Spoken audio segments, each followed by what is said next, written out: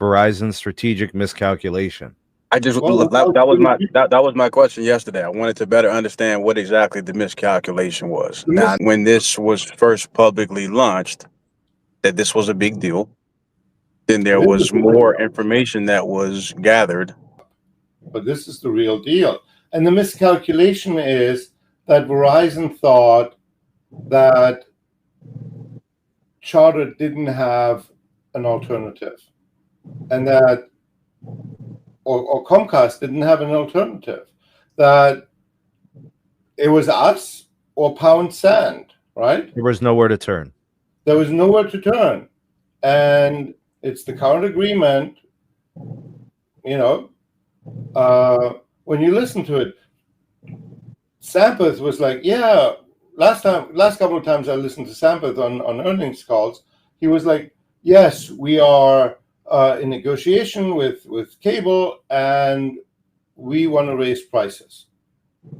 Well, if somebody has a credible alternative, and even though Mike is saying, oh, I don't want it, I'm like, I'm sorry. If the cable guys come to T-Mobile and say, like, make me an offer, he has a fiduciary duty to make them an offer, right?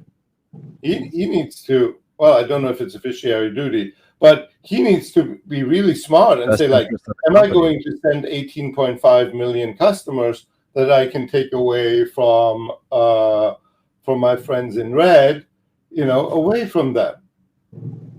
Because that is a ton of money, especially for when you look at Verizon. They are optimizing and compensated on three things: service revenue, EBITDA margin, and free cash flow. How much, Roger, in free cash flow would this be annually if they were to lose it?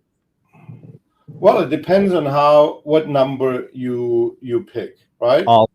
And none of us knows exactly what the cable guys pay to Verizon, right? Last night I was writing this and I was sharing with some people, and I was like sharing it with Jonathan Chaplin, and Jonathan looked at it like, because I looked at his, he looked at mine, it's what boys do, and he's like, Roger, $10 is really low, and I'm like, well, $17, $18 is really high, right?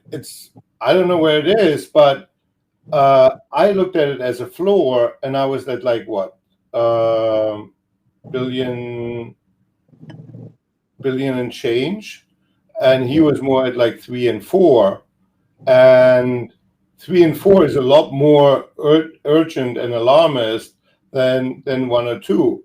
And 1 or 2, like I was at roughly 10% of free cash flow. That is massive.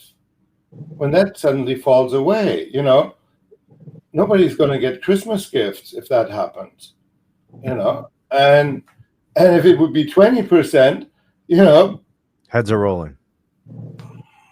Yeah, it's ugly, right? And I want to be a little bit more conservative, so I put the number lower. Is Verizon doing anything near term in the attempt to do some type of damage control at this point? Is there anything? I don't know, right?